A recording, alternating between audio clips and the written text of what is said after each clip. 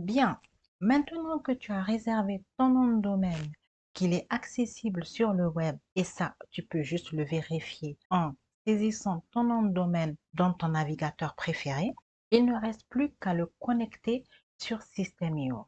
Alors, pour cela, il faut tout d'abord te connecter à ton compte System.io d'une part, et d'autre part, il faut que tu sois connecté au panel d'administration LWS. Il te faut donc récupérer tes identifiants que tu as dû recevoir par email et tu accèdes au site panel lws.fr, tu entres tes identifiants de connexion et là, tu accèdes à l'interface d'administration de ton nom de domaine sur LWS. Sur notre tableau de bord de notre compte System.io, on clique sur la photo de notre avatar. Il faut aller dans les paramètres de notre compte. On clique sur paramètres et dans paramètres, à gauche, il faut aller dans domaine personnalisé.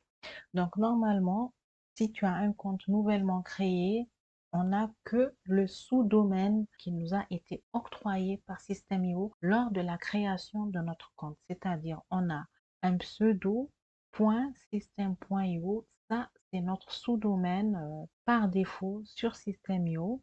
Pour information, ce nom de domaine, tu peux le personnaliser juste en partant sur le menu représenté par les 3 points. Tu modifies et tu peux changer de nom. Mais là n'est pas l'objet de ce tuto. Là, on veut juste ajouter un nom de domaine personnel. Donc, il suffit de cliquer sur ce bouton bleu Ajouter un nom de domaine et on rajoute le nom de domaine qu'on a payé sur LWS. Bien sûr, il faut le faire après que le nom de domaine ait été activé sur LWS. Donc, on a deux enregistrements de type CNM. Ce sont ces enregistrements qu'on doit nous-mêmes rajouter dans notre espace d'administration de notre nom de domaine sur LWS. Alors, ici, dans la première colonne, on a le nom de notre enregistrement.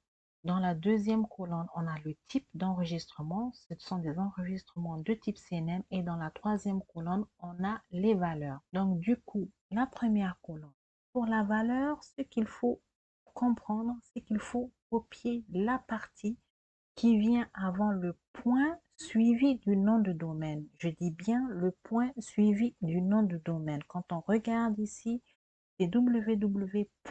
suivi du nom de domaine. Alors, il faut copier juste la partie avant. Idem pour le second. Il faut bien copier la partie juste avant le point. Donc, copier l'ensemble des caractères alphanumériques. Donc, je retourne sur notre espace d'administration. Je vais filtrer les enregistrements de type CNM pour n'avoir que cela. Je tape CNM et donc voilà, on voit bien les enregistrements de type CNM. Et là, qu'est-ce qu'on constate? On constate que on a déjà un enregistrement de type CNM. Donc du coup, ici, on va juste le modifier et non pas créer un nouveau. On clique sur le petit crayon, on repart là et on copie cette valeur jusqu'à la fin. Si tu constates bien, il y a un point à la fin. Donc, tu copies cette valeur, CTRL-C, tu retournes et tu remplaces l'aérobase, tu mets V, tu sauvegardes. Par défaut, ici, des fois, il y a plusieurs heures, tu peux ramener à 30 ou à 15 minutes. Donc, on a déjà configuré notre premier enregistrement. Il faut maintenant rajouter un autre enregistrement. Donc ici, on clique bien sur CNM. On copie le nom.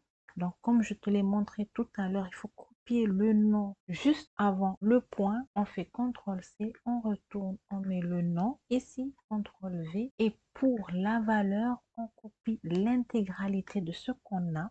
CTRL-C, on retourne ici, on met cliquer pour configurer. On copie, plutôt on colle ce qu'on vient de copier. On sauvegarde. Et là, je vais aussi ramener à 15 minutes. Et j'ajoute. Donc, comme tu as pu le constater, si je scrolle vers le bas, voilà les deux enregistrements que je viens de rajouter dans mon espace d'administration de nom de domaine LWS. Il faudra attendre un certain temps avant que ces enregistrements prennent effet. Donc, du coup, si on retourne sur notre compte System.io, alors ici, on voit le statut validation en attente. Lorsque tout sera OK, ce statut passera après. Alors, pour savoir si ta configuration s'est bien effectuée, tu peux vérifier sur le site DNS Checker, en fait, .org. Et là, une fois que tu arrives sur cette page, ce que tu peux faire, c'est rentrer le nom de ton nom de domaine, www, suivi, voilà. Tu choisis CNAME et donc, une fois que tu cliques sur Search, sur le bouton Search, eh bien, si, comme ici, tout apparaît au vert, alors c'est que tu as bien effectué la configuration de tes enregistrements de type CNAME. En retournant sur le compte System.io, comme je l'ai dit plus tôt, il suffit d'attendre quelques minutes. Quand tu reviens après sur domaine personnalisé et que tu actualises, tu vois bien que le statut va passer de validation en attente après. À partir du moment où tu as connecté avec succès ton nom de domaine sur System.io, tu pourras faire de ce nom de domaine le nom de domaine par défaut de tout ce que tu vas créer à l'avenir sur System.io. Ce que je veux dire par là, si tu veux héberger tes cours sur System.io, si tu veux créer tes tunnels sur System.io, un site web ou un blog, l'URL de tout ce que tu vas pouvoir créer sur System.io pourra avoir comme nom de domaine par défaut ton nom de domaine personnel. Ça fait beaucoup plus professionnel. Bien sûr, tu auras toujours ton sous-domaine System.io qui t'a été octroyé à la création de ton compte. Tu auras le choix en fait d'utiliser le sous-domaine System.io ou ton domaine personnel quand tu vas créer tes tunnels de vente, tes cours, ton site web ou ton blog. Voilà, comme tu peux le voir, la procédure pour connecter son nom de domaine sur System.io est ultra simple et rapide. Maintenant, c'est à toi de jouer. Si tu as des questions, n'hésite pas à me les poser en commentaire. Si cette vidéo t'a été utile, un like serait sympa. Pour ne pas rater les prochaines vidéos, abonne-toi et surtout, n'oublie pas d'activer les notifications. À bientôt. Ciao!